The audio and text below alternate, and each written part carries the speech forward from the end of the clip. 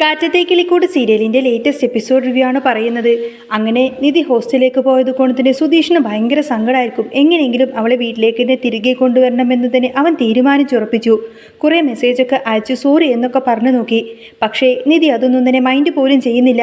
സുധീഷിന് ഇതോടുകൂടി തന്നെ ഭയങ്കര ടെൻഷനായി. പിന്നീട് അവൻ നിധിയെ പോയി നേരിട്ട് കണ്ട് തന്നെ സോറി പറയുന്നുണ്ട്. എന്നിട്ടും നിധി അതൊന്നും തന്നെ സ്വീകരിക്കുന്നേ ഇല്ല. ഒടുവിൽ എന്ത് ചെയ്യണമെന്ന് പോലും അറിയാതെ അവനൊരു വല്ലാത്ത അവസ്ഥയിലായിരിക്കും. അവൻ കുറേ അധികം ബലൂണൊക്കെ വാങ്ങിച്ചിട്ട് അതിൽ സോറി എന്നൊക്കെ എഴുതിയിട്ട് അവൾ ഹോസ്റ്റലിൻ്റെ ഫ്രണ്ടിലേക്ക് കൊണ്ടുപോയിട്ട് അവിടെയൊക്കെ നിൽക്കുന്നുണ്ട്. അപ്പോൾ ഫ്രണ്ട്സൊക്കെ നിധിയോട് ചോദിക്കാൻ തുടങ്ങി, ഇതാരാ, ഇതെന്താ ഇവിടെ വന്ന് നിൽക്കുന്നത് എന്നൊക്കെ. തൻ്റെ കസിനാണെന്ന് മാത്രമേ അവൾ അവരോട് പറഞ്ഞിരുന്നുള്ളൂ. തൻ്റെ കഴുത്തിൽ താലി ചാർത്തിയ ആളാണെന്നുള്ള കാര്യമൊന്നും തന്നെ നിധി അവരിൽ നിന്നൊക്കെ മറച്ചു വെച്ചു. നിധി അങ്ങനെ പറയാൻ ഒട്ടും തന്നെ താല്പര്യമുണ്ടായിരുന്നില്ല. തൻ്റെ ഭർത്താവാണെന്ന് പറയാൻ നിധിക്ക് ഒട്ടും താല്പര്യമില്ല. അല്ലെങ്കിലും സുധീഷിനൊരു ഹസ്ബൻഡായിട്ടൊന്നും അവൾ ഇതുവരെ കണ്ടിട്ടുമില്ലല്ലോ. ഈ സമയത്തൊക്കെ നികേഷ് ഭയങ്കര സങ്കടമായിരുന്നു. കാരണം നിധി വീട്ടിൽ നിന്നും പോയതോടുകൂടി നികേഷിന് വല്ലാതെ ബുദ്ധിമുട്ടായി. നികേഷ് അങ്ങനെ പനിയും പിടിച്ച് കിടക്കുകയാണ്. പനിച്ച് വിരച്ച് കിടക്കുന്ന സമയത്തിന് സുധീഷാണ് അവനെ നോക്കുന്നത്. പക്ഷേ എന്ത് ചെയ്യാൻ പറ്റും, സുധീഷിൻ്റെ സ്വഭാവം അറിയാലോ. അവൻ നികേഷിനെ നോക്കാതെ വീട്ടിൽ നിന്നും ഇറങ്ങിപ്പോയി. പക്ഷേ സുഭാഷേട്ടന് അത് ഭയങ്കര സങ്കടമായിരുന്നു. പണി കഴിഞ്ഞു വന്നപ്പോൾ പനിച്ച് വിരച്ച് കിടക്കുന്ന നികേഷിനെ കണ്ടപ്പോൾ അവന് വല്ലാത്ത വിഷമമായി. ആ കാഴ്ച കണ്ടപ്പോൾ സങ്കടത്തോടു കൂടി നികേഷിനെ ചേർത്ത് പിടിച്ച് അവൻ ഇങ്ങനെ ആശ്വസിപ്പിക്കുന്നുണ്ട്. പോട്ടെ മോനെ, നീ വിഷമിക്കണ്ട, ഞാൻ വന്നല്ലോ, മെഡിസിനൊക്കെ എടുത്തു തരാമെന്നൊക്കെ പറഞ്ഞ് ആശ്വസിപ്പിച്ചു. പക്ഷേ വൈകുന്നേരം സുധീഷ് വന്നപ്പോൾ അവന് സുഭാഷേട്ടൻ കുറേ അധികം ചീത്ത പറഞ്ഞു. നിനക്ക് നോക്കാൻ പറ്റില്ലെങ്കിൽ നീ അത് നേരത്തെ തന്നെ പറയണം. ഇവനെ നോക്കിക്കോളാമെന്ന് നീ പറഞ്ഞത് കൊണ്ടല്ലേ ഞാനിന്ന് ജോലിക്ക് പോയത്. എന്നിട്ട് നീ അങ്ങോട്ടേക്ക് പോയി. എന്നിട്ട് കുറേ അധികം ചീത്ത വിളിച്ചു. സുധീഷിൻ്റെ മനസ്സിൽ നിധി വീട്ടിലേക്ക് വരാത്തതിൻ്റെ ആ ഒരു സങ്കടം മാത്രമായിരുന്നു. അപ്പോൾ നിധി എങ്ങനെയെങ്കിലും ഒന്ന് പറഞ്ഞ് മനസ്സിലാക്കി തിരികെ കൊണ്ടുവരാനാണ് സുധീഷ് ഇങ്ങനെ ഓടിപ്പാടിഞ്ഞ് നടക്കുന്നത്. നികേഷ് സങ്കടത്തോടു കൂടി നിധിയെ വിളിച്ച് കാര്യങ്ങളൊക്കെ പറഞ്ഞു. എനിക്ക് പനിയാ നിധിയെടുത്തി, എന്നെ നോക്കാൻ ഇവിടെ ആരുമില്ലായിരുന്നു. നിധിക്കത് കേട്ടപ്പോൾ ഭയങ്കര സങ്കടമായി. നിധിക്ക് സഹിക്കാനേ കഴിഞ്ഞില്ല. പിറ്റേ ദിവസം രാവിലെ തന്നെ അവൾ ഹോസ്റ്റലിൽ നിന്നും വീട്ടിലേക്ക് വരികയാണ്. നികേഷിൻ്റെ അടുത്തേക്ക് വന്നിരുന്നു കൊണ്ട് തന്നെ അവനെ ആശ്വസിപ്പിക്കാൻ നോക്കുകയാണ് നിധി. പിന്നെ അവന് കഴിക്കാനായിട്ട് ആഹാരമൊക്കെ എടുത്തു കൊടുത്തു. നികേഷ് ഒന്നും തന്നെ കഴിക്കുന്നുണ്ടായിരുന്നില്ല. പക്ഷേ നിധി വന്നതോടുകൂടിയിട്ട് അവൻ ഒന്നുകൂടി ആക്റ്റീവായി. കാരണം കഴിഞ്ഞ പ്രാവശ്യം പനി വന്നപ്പോൾ ഒരമ്മയെപ്പോലെ തൻ്റെ കൂടെ ഇരുന്ന് കരുതലും സ്നേഹവും ഒക്കെ കൊടുത്തത് നിധിയാണ്. അതെല്ലാം അവനെ അന്ന് പരിചരിച്ചതെല്ലാം തന്നെ നിധിയായിരുന്നു. അപ്പോൾ ആ ഒരു കരുതലും സ്നേഹമൊക്കെ നികേഷ് ആഗ്രഹിക്കുന്നുണ്ടായിരുന്നു. കാരണം നിധിയാണ് അന്ന് വൃത്തിക്ക് അവനെ നോക്കിയതൊക്കെ. ഒടുവിൽ നിധി വന്നു കഴിഞ്ഞപ്പോൾ തന്നെ നികേഷിൻ്റെ പകുതി പനി അങ്ങ് മാറി. പിന്നീട് നിധി പോകാമെന്ന് പറഞ്ഞപ്പോൾ നികേഷിനത് സഹിക്കാൻ പറ്റിയില്ല. നിധി ഏട്ടത്തി ഇവിടെ നിന്നും പോവണ്ട, ഇവിടെ തന്നെ നിന്നാൽ മതിയെന്നൊക്കെ അവൻ പറയുന്നുണ്ട്. നിധിക്കത് കേട്ടപ്പോൾ ഭയങ്കര സങ്കടമായി. പിന്നീട് നിധി പോവാൻ തുടങ്ങുന്ന സമയത്തിന് സുധീഷ് അങ്ങോട്ട് പോയി പറഞ്ഞു, നിധി നീ വീട്ടിലേക്ക് വരണം, നീ അങ്ങോട്ടേക്ക് പോവൊന്നും വേണ്ട, ഇനി ഹോസ്റ്റലിലേക്കൊന്നും നീ പോവണ്ട, എന്ത് വേണമെങ്കിലും ഞാൻ ചെയ്യാം, ഞാൻ വേണമെങ്കിൽ ഈ വീട് വിട്ട് പോയിക്കോളാമെന്ന് പറഞ്ഞു. ഞാൻ ഇവിടെ നിന്നും പോയാൽ പോലും പക്ഷേ നീ ഈ വീട്ടിൽ തന്നെ വന്ന് നിൽക്കണമെന്നൊക്കെ അവൻ പറഞ്ഞു. ഒടുവിൽ നിധി ഒരു കാര്യം തീരുമാനിച്ചു. ഇനി ഞാൻ ഹോസ്റ്റലിൽ നിൽക്കുന്നില്ല, വീട്ടിലേക്ക് തന്നെ തിരികെ വരാം. അങ്ങനെ ഒടുവിൽ നിധി വീട്ടിലേക്ക് തന്നെ തിരികെ വരികയാണ്. നിധി വന്നു കഴിഞ്ഞപ്പോൾ എല്ലാവർക്കും ഭയങ്കര സന്തോഷമായിരുന്നു. ഭാസ്കരൻ ഉൾപ്പെടെ എല്ലാവർക്കും അത് ഭയങ്കര സന്തോഷമായി. നിധി ഇല്ലാത്തത് കൊണ്ട് തന്നെ ഒരു ബുദ്ധിമുട്ട് 2-3 ദിവസം ആ വീട്ടിലുണ്ടായിരുന്നു. ആർക്കും പരസ്പരം സംസാരമോ കാര്യങ്ങളൊന്നുമില്ല. ആഹാരം കഴിച്ചാലായി, കഴിച്ചില്ലെങ്കിൽ അങ്ങനെ ഒരു സെറ്റപ്പായിരുന്നു അവിടെ ഉണ്ടായിരുന്നത്. പക്ഷേ നിധി തിരികെ വന്നു കഴിഞ്ഞപ്പോൾ ആ ഒരു പഴയ ഉണർവും സന്തോഷവും എല്ലാവരും തിരിച്ചു വരുന്നുണ്ട്. വീട് വീണ്ടും ഒന്ന് സന്തോഷിക്കുകയാണ്. ഈ സമയത്തിന് സുധീഷിൻ്റെ മനസ്സിൽ ഒരു ടെൻഷൻ ഉണ്ടായിരുന്നു. ഇവൾ ഇനിയും ഇവിടെ നിന്നും ഇറങ്ങിപ്പോകുമോ എന്നുള്ള കാര്യം. ഇതിനിടയിൽ നിധി വന്ന് പറഞ്ഞു, സുധീഷെ നീ ഈ വീട് വിട്ട് പോകുമെന്ന് പറഞ്ഞതുകൊണ്ട് മാത്രമാണ് ഞാൻ ഇങ്ങോട്ടേക്ക് തിരികെ വന്നിരിക്കുന്നത്, അല്ലായിരുന്നുവെങ്കിൽ ഞാൻ വരത്തില്ലായിരുന്നു എന്ന് പറയും. സുധീഷ് എപ്പാ വീട്ടിൽ നിന്നും പോകുന്നത് എന്നൊക്കെ ചോദിക്കാണ് നിധി. അത് കേട്ടപ്പോൾ സുധീഷിന് ശരിക്കും അങ്ങ് ദേഷ്യം വന്നു, സങ്കടവും വന്നു. അവൻ ചോദിച്ചു, ഞാൻ എന്തിനാ പോകുന്നത്, ഇതെൻ്റെ വീടല്ലേ, പോരാത്തതിന് നീ എൻ്റെ ഭാര്യയല്ലേ, പിന്നെ നിന്നോടൊപ്പമല്ലേ ഞാൻ കഴിയേണ്ടത്, നീ എൻ്റെ ഭാര്യയാ, നീ ഇവിടെ തന്നെയല്ലേ കഴിയേണ്ടത് എന്നൊക്കെ അവൻ വലിയ അധികാരത്തിലങ്ങ് പറയാൻ നോക്കി. നിധിക്കത് കേട്ടപ്പോൾ ഒട്ടും നിന്നെ ഇഷ്ടപ്പെട്ടില്ല. അവൾ പറഞ്ഞു, ഭാര്യയോ, പിന്നെ നിന്റെ കഴുത്തിൽ താലി ചാർത്തിയ ഞാനല്ലേ എന്നൊരു ചോദ്യം അങ്ങ് ചോദിക്കുകയാണ്. ആ സമയത്തിന് നിധിക്ക് ദേഷ്യം വന്നു. അങ്ങനെയാണെങ്കിൽ ഒരു കാര്യം ചെയ്യാമെന്നൊക്കെ പറഞ്ഞ് അവൾ തൻ്റെ കഴുത്തിൽ കിടക്കുന്ന ആ ഒരു താലിമാല നേരങ്ങ് ഊരിയെടുത്തു. നികേഷിനെ നോക്കിക്കൊണ്ട് അവൾ പറഞ്ഞു, നികേഷെ നിന്റെ ചേട്ടൻ പറയാ ഞാൻ അയാളുടെ ഭാര്യയാണെന്നാണ്, പക്ഷേ ഈ താലി ഊരി കഴുത്തിൽ കെട്ടിയത് കൊണ്ട് ഭാര്യയാവോ, ഇല്ലല്ലോ, അതുകൊണ്ട് ഞാൻ ഇതങ്ങ് അഴിച്ചു വെക്കുക എന്നൊക്കെ പറഞ്ഞുകൊണ്ട് സുധീഷിൻ്റെ കയ്യിലേക്ക് അങ്ങ് കൊടുക്കുകയാണ്. സുധീഷിനാണെങ്കിൽ തൻ്റെ മുഖത്ത് നല്ലൊരു അടി കിട്ടിയതുപോലെയായി. സുഭാഷും നികേഷൊന്നും ഒട്ടും തന്നെ പ്രതീക്ഷിച്ചിരുന്നില്ല ഇങ്ങനൊരു കാര്യം, ഇങ്ങനൊരു ട്വിസ്റ്റ് സംഭവിക്കുമെന്ന്. എന്നാൽ ആ സമയത്തിൻ്റെ സുധീഷ് അവളോട് പറഞ്ഞു, നീ എന്താ ഈ കാണിച്ചത്? എന്താ ഞാൻ ഈ കാണിച്ചത് നിങ്ങൾക്ക് മനസ്സിലായില്ലേ? നമ്മൾ തമ്മിൽ അല്ലെങ്കിൽ സ്നേഹിച്ച് വിവാഹം കഴിച്ചവരൊന്നുമല്ലല്ലോ. അപ്രതീക്ഷിതമായിട്ട് അന്നത്തെ ആ ഒരു സാഹചര്യത്തിൽ, ആ ഒരു മുഹൂർത്തത്തിൽ സുധീഷ് എൻ്റെ കഴുത്തിൽ താലി ചാർത്തിയെന്ന് പറഞ്ഞ് ഞാൻ നിന്നെ ഭർത്താവായിട്ടൊന്നും അംഗീകരിച്ചിട്ടില്ല. പിന്നെ എന്തിനാ ഞാൻ ഈ താലി ഇട്ടുകൊണ്ട് നടക്കുന്നത്? പിന്നെ ആ താലി ഭദ്രമായിട്ട് വെക്കണം. അത് നിങ്ങൾ കൊണ്ടുപോയി കളഞ്ഞേക്കരുത് എന്നും പറയാണ് നിധി. ആ സമയത്ത് തന്നെ സുധീഷ് പറഞ്ഞു, കളഞ്ഞേക്കരുത്? അതെ, സ്വർണത്തിനിപ്പോൾ നല്ല വിലയാണ്. അവിടെയും ഇവിടെയും ഒക്കെ ഇട്ടിട്ട് അത് വെറുതെ കളഞ്ഞേക്കരുത്. സുധീഷിൻ്റെ കാര്യമായതുകൊണ്ടാണ് ഞാൻ പറഞ്ഞേ എന്നൊക്കെ പറഞ്ഞു കൂട്ടത്തിന് നിധി അത്രയും പറഞ്ഞ് അകത്തേക്ക് അങ്ങ് കയറിപ്പോയി. അന്നേരം നികേഷ് ചോദിച്ചു, വടി കൊടുത്ത് അടി വാങ്ങിച്ചതുപോലെ ആയില്ലേ സുധീഷേട്ടാ എന്ന്? ഇതിൻ്റെയൊക്കെ വല്ല കാര്യമുണ്ടായിരുന്ന സുധീഷേട്ടന്? എന്തിനാ ദിദിയെടുത്ത് ഇങ്ങനെയൊക്കെ സംസാരിക്കാൻ പോയത്? ഞാൻ താലി കെട്ടിയതല്ലേ, അങ്ങനെയല്ലേ എന്നൊക്കെ പറഞ്ഞതുകൊണ്ടല്ലേ ഇപ്പം ഇങ്ങനെയൊക്കെ സംഭവിച്ചത്? ഇപ്പം കിട്ടിയില്ലേ എന്ന് ചോദിക്കാണ് അവന്. സുധീഷാണെങ്കിൽ ആകെപ്പാട് ടെൻഷനായി. അവൾ ഇത്രയ്ക്ക് ചെയ്യുമെന്ന് അവൻ തീരെ പ്രതീക്ഷിച്ചിരുന്നില്ല. താലിമാല എന്നാലും ഊരി കയ്യിൽ തന്നല്ലോ എന്നുള്ള ആ ഒരു ചിന്തയായിരുന്നു സുധീഷിന്. പിന്നീട് കാണിക്കുന്നത് വർക്ക്ഷോപ്പിലേക്ക് പോവാണ് ഹരീഷ്. പോയതിൻ്റെ പുറകെ തന്നെ അങ്ങോട്ടേക്ക് സുധീഷ് ചെന്നു. എന്നിട്ട് ഹരീഷിനോട് അവൻ സങ്കടം പറയാൻ തുടങ്ങി. എടാ, അവൾ അങ്ങനെ ഒരു പരിപാടി എന്നോട് കാണിച്ചു. എന്തിനാടാ അവൾ അങ്ങനെയൊക്കെ ചെയ്തത്? അങ്ങനെ ചെയ്യേണ്ട കാര്യമൊന്നുമില്ലായിരുന്നു എന്നൊക്കെ സങ്കടപ്പെട്ട് പറഞ്ഞു. ഒന്നുമില്ലെങ്കിലും ഞാൻ അവളുടെ കഴുത്തിൽ താലി ചാർത്തിയതല്ലേ, അവളുടെ ഭർത്താവല്ലേ ഞാൻ.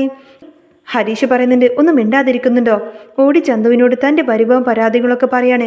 അന്നേരം ചന്തു ചോദിച്ചു, എന്താ ഹരീഷേട്ടൻ്റെ കാര്യമെന്ന്? അതൊന്നും മൈൻഡ് ചെയ്യണ്ട, നീ ജോലി നോക്കാൻ പറയണം അവന്. കുറച്ച് കഴിഞ്ഞപ്പോൾ നീതും അങ്ങോട്ടേക്ക് വരും. അവൾ വന്നു കഴിഞ്ഞപ്പോൾ താലിയെക്കുറിച്ചൊക്കെ സംസാരിച്ചു കൊണ്ടിരിക്കുമായിരുന്നു സുധീഷ്. ആ സമയത്തിൻ്റെ നീതു പറഞ്ഞു, ഇന്നത്തെ കാലത്ത് പെൺകുട്ടികൾ ആരും താലിമാലയൊന്നും ഇടാറില്ല.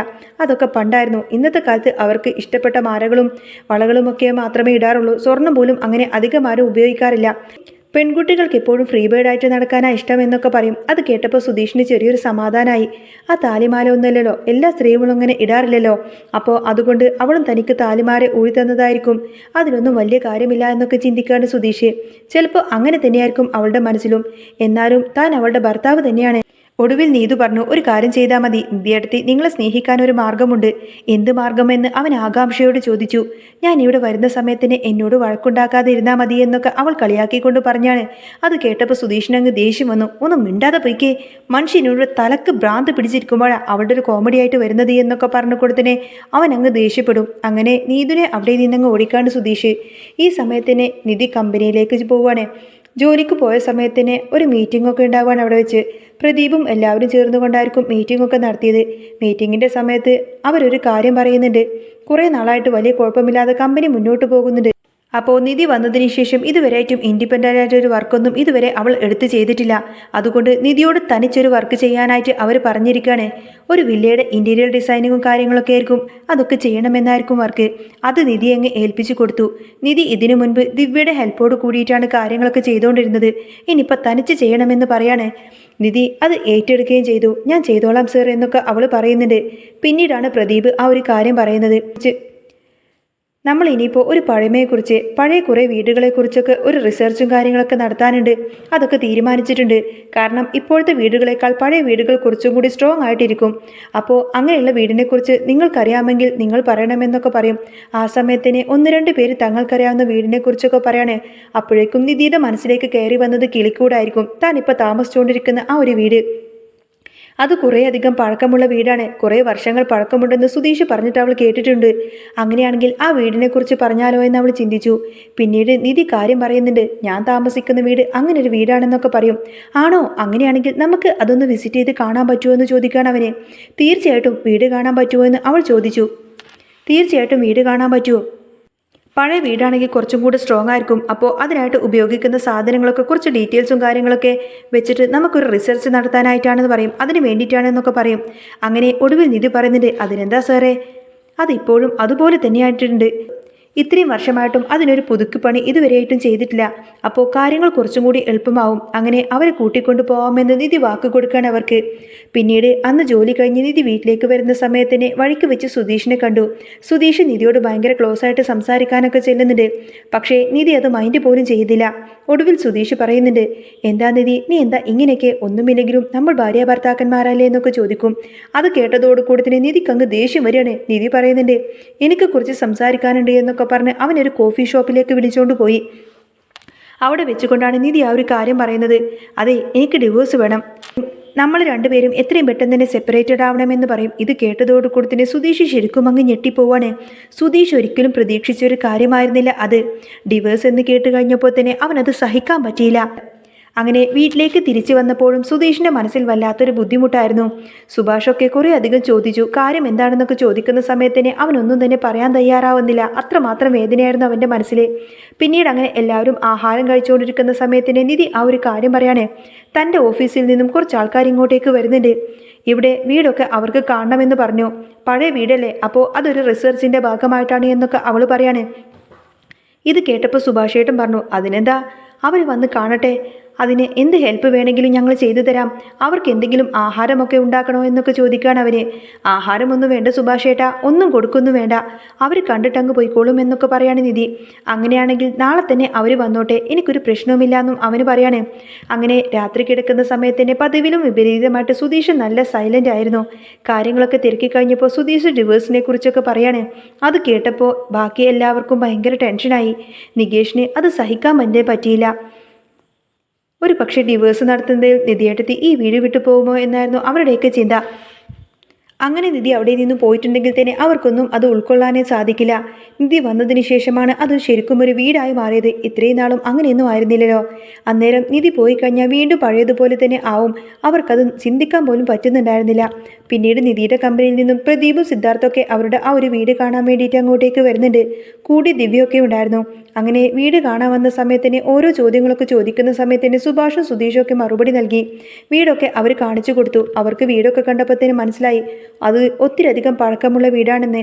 പിന്നെ ഇത്രയും പഴക്കമുണ്ടായിട്ട് അതിൻ്റെ ഭിത്തിയൊക്കെ എത്രമാത്രം സ്ട്രോങ് ആണെന്നുള്ള കാര്യങ്ങളൊക്കെ അവർ മനസ്സിലാക്കുകയും ചെയ്തു. ഈ സമയത്തിന് നിധി പ്രദീപിൻ്റെ കൂടെ നടന്ന് ഓരോ കാര്യങ്ങളിങ്ങനെ പറഞ്ഞു കൊടുത്തുകൊണ്ടിരിക്കുകയാണ്. സുധീഷ് അത് ശ്രദ്ധിക്കുന്നുണ്ടായിരുന്നു. ആ ഒരു കാഴ്ച സുധീഷിന് ഒട്ടും തന്നെ ഉൾക്കൊള്ളാനേ പറ്റുന്നുണ്ടായിരുന്നില്ല. തൻ്റെ ഭാര്യ അവരോടൊപ്പം ചേർന്ന് ഇത്രയും ഇണങ്ങിയിട്ടിങ്ങനെ കരുതലോടെ സംസാരിച്ച് നിൽക്കുന്നതൊക്കെ അവർ കണ്ടിട്ട് ഒട്ടും തന്നെ ഇഷ്ടപ്പെടുന്നില്ല. പക്ഷേ ഒന്നും ചെയ്യാനും പറ്റില്ലല്ലോ. അങ്ങനെ അവരവിടെ നിന്നും പോവാനായി തുടങ്ങുന്ന സമയത്തിന് നിധി അവരുടെ കൂടെ അങ്ങ് കാറിൽ കയറി പോവാണ്. നിധിക്ക് ഓഫീസിലേക്ക് പോകണം. സുധീഷിൻ്റെ കാറിൻ്റെ പുറകിലത്തെ സീറ്റിലേക്ക് നിധിക്ക് കയറാൻ വേണ്ടിയിട്ട് ഡോറൊക്കെ തുറന്നു കൊടുക്കുന്നുണ്ട്. പക്ഷേ ആ സമയത്തിന് അങ്ങോട്ടേക്ക് ദിവ്യ വന്ന് കയറി. ഫ്രണ്ടിൽ നിധിയായിരുന്നു ഇരുന്നത്. അങ്ങനെ പ്രദീപ് വന്ന് വണ്ടിയെടുത്ത് പോയി. അവരങ്ങോട്ടേക്ക് പോയി കഴിഞ്ഞപ്പോൾ സുധീഷിന് ശരിക്കും അങ്ങ് ദേഷ്യം വന്നു. അവനത് സഹിക്കാനേ കഴിയുന്നില്ല. തൻ്റെ ഭാര്യ ഫ്രണ്ട് സീറ്റിൽ കയറിയിരിക്കുന്നു. എന്നിട്ട് അവരവിടെ നിന്ന് പോയി കഴിഞ്ഞപ്പോൾ ഭയങ്കര സന്തോഷത്തോടു കൂടി തന്നെ സുഭാഷേട്ടൻ പറയുന്നുണ്ട്, അവർക്ക് ഏതായാലും നമ്മുടെ വീടൊക്കെ ഇഷ്ടപ്പെട്ടു എന്ന് പറയും. ദേ സുഭാഷേട്ട, മനുഷ്യനോട് ആകെ ഭ്രാന്ത് പിടിച്ച് നിൽക്കുകയാണ്, എൻ്റെ ജീവിതം തകർത്തുകൊണ്ടിരിക്കുകയാണ്. അപ്പോഴാണ് സുഭാഷേട്ടനൊരു കുട്ടിക്കളി എന്നൊക്കെ അവൻ ദേഷ്യപ്പെട്ട് പറഞ്ഞു.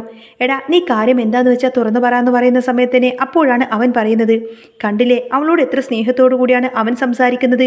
പോരാത്തതിന് അവൾ അവൻ്റെ കൂടെ ആ ഫ്രണ്ട് സീറ്റിൽ തന്നെ ഇരുന്ന് കയറി പോകുന്നതും കണ്ടില്ലേ. അതിൻ്റെയൊക്കെ ആവശ്യമുണ്ടോ അവന്? അന്നേരം നികേഷ് പറഞ്ഞു, സുധീഷേട്ടൻ ഇത് ഏത് കാലത്താണ് ജീവിക്കുന്നത്?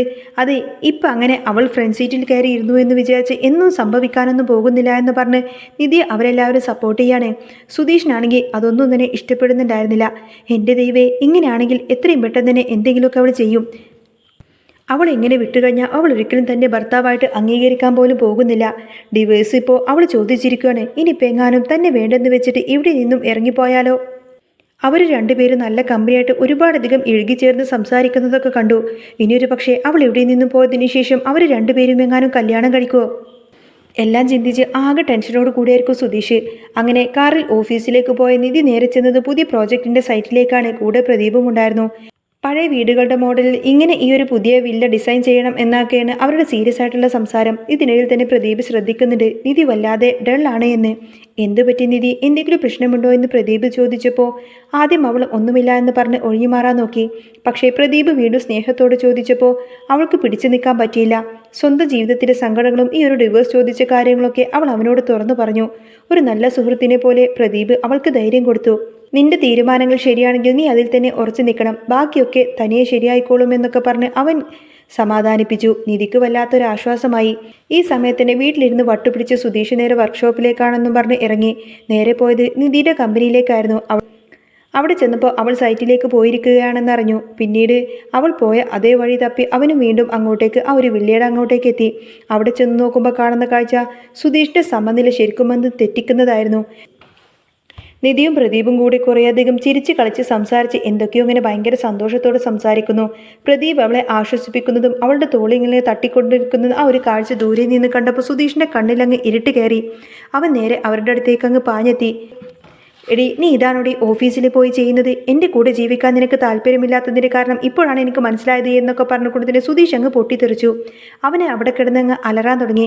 പ്രദീപ് ഇത് കണ്ട് ശരിക്കും അങ്ങ് ഞെട്ടിപ്പോയി. താൻ എന്തൊക്കെയാണ് ഈ പറയുന്നത്? ഞങ്ങളൊരു പ്രോജക്റ്റിൻ്റെ കാര്യം സംസാരിക്കുമായിരുന്നു എന്ന് പ്രദീപ് പറഞ്ഞുവെങ്കിലും സുധീഷ് അതൊന്നും തന്നെ കേൾക്കാൻ തയ്യാറായില്ല. സുധീഷിൻ്റെ ഈ വൃത്തികെട്ട സ്വഭാവം കണ്ടപ്പോൾ നിധിക്കത് സഹിക്കാൻ കഴിഞ്ഞില്ല. അവൾ അവൻ്റെ മുഖത്ത് നോക്കിയിട്ട് അങ്ങ് പൊട്ടിച്ചെറിച്ചു.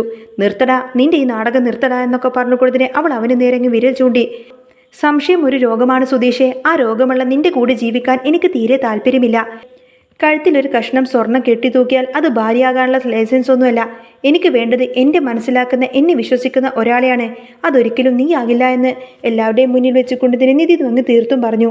നാണക്കേട് കൊണ്ട് സുധീഷിൻ്റെ മുഖം അങ്ങ് വിളറിപ്പോയി. പ്രദീപിൻ്റെ മുന്നിൽ വെച്ച് അവൾ അങ്ങനെ പറഞ്ഞത് അവന് ശരിക്കും അങ്ങ് കൊണ്ടു. അവൻ അവിടെ നിന്ന് നേരെ വണ്ടിയെടുത്ത് നേരെ വീട്ടിലേക്കാണ് പോയത്. വീട്ടിലേക്ക് എത്തിയ സുധീഷ് ആരോടും ഒന്നും മിണ്ടാതെ റൂമിലങ്ങ് കയറി വാതിലടച്ചു. വൈകുന്നേരം നിധി വീട്ടിലേക്ക് വന്നപ്പോൾ സുഭാഷും നിതീഷും കാര്യങ്ങളൊക്കെ അറിഞ്ഞു. അവർ പോയി സുധീഷിനെ കുറേയധികം ചീത്ത പറയുന്നുണ്ട്. നീ കാണിച്ചത് വലിയ തോന്നിവാസമായി. സ്നേഹം ഇങ്ങനെ നിർബന്ധിച്ച് പിടിച്ചു വാങ്ങിക്കാൻ പറ്റുന്നൊന്നുമല്ല എന്ന് അവർ പറഞ്ഞപ്പോൾ സുധീഷിന് ശരിക്കും അങ്ങ് പശ്ചാത്താപം തോന്നി തുടങ്ങിയിരുന്നു. പിറ്റേ ദിവസം രാവിലെ നിധി തൻ്റെ സാധനങ്ങളൊക്കെ പാക്ക് ചെയ്ത് എന്നേക്കുമായി ആ വീട് വിട്ട് ഇറങ്ങിപ്പോവാൻ തന്നെ തീരുമാനിച്ചു. സുഭാഷും നികേഷും സങ്കടത്തോടു കൂടെ അവളെ നോക്കി നിൽക്കുമായിരിക്കും. അപ്പോഴാണ് സുധീഷ് മുകളിൽ നിന്നും ഇറങ്ങി വന്നത്. അവൻ്റെ കയ്യിൽ ഒരു പേപ്പർ ഉണ്ടായിരുന്നു. അവൻ നേരെ നിധിയുടെ അടുത്തേക്ക് ചെന്ന് ആ ഒരു പേപ്പർ അവൾക്ക് നേരെ അങ്ങ് നീട്ടി. അവളത് തുറന്നു നോക്കിയപ്പോൾ ശരിക്കും അങ്ങ് ഞെട്ടിപ്പോവാണ് നിധി. അത് അവൾക്ക് വേണ്ടി അവൻ മുൻകൈയെടുത്തുകൊണ്ട് ഒപ്പിട്ട ഡിവോഴ്സ് പേപ്പർ തന്നെയായിരുന്നു. തന്നെ നിർബന്ധിച്ച് പിടിച്ചു നിർത്താനൊന്നും ഞാൻ ശ്രമിക്കില്ല. ഞാൻ ഇനി ഒരിക്കലും അതിന് ശ്രമിക്കില്ല നിധി. നിനക്കിനി എവിടെ വേണമെങ്കിലും പോവാം. ഞാനായിട്ട് നിന്നെ ഒരിക്കലും നിർബന്ധിക്കുന്നില്ല. നിന്റെ സന്തോഷമാണ് എനിക്ക് ഈ ലോകത്തിലെ ഏറ്റവും വലുത് എന്നൊക്കെ പറഞ്ഞു കൊടുത്തിനെ അവൻ അങ്ങ് തിരിഞ്ഞു നടക്കുമ്പോൾ നിധിയുടെ കണ്ണുകൾ അങ്ങ് നിറഞ്ഞൊഴുകി. അങ്ങനെ ആ ഒരു പേപ്പറും പിടിച്ച് പോണോ വേണ്ടയോ എന്നൊക്കെ ചിന്തിച്ചു കൊടുത്തിനെ ആകെ ആശയക്കുഴപ്പത്തിലായി നിൽക്കുന്ന നിധിയെ കാണിച്ചുകൊണ്ടാണ് കേട്ടോ എപ്പിസോഡ് പൂർണ്ണമാവുന്നത്. അപ്പോൾ നിങ്ങൾക്ക് ഈ ഒരു ചാനൽ ഇഷ്ടമാവുകയാണെങ്കിൽ സബ്സ്ക്രൈബ് ചെയ്യാനും സപ്പോർട്ട് ചെയ്യാനും മറക്കല്ലേ. നെക്സ്റ്റ് വീഡിയോ ഉടനെ വരാം. ബൈ.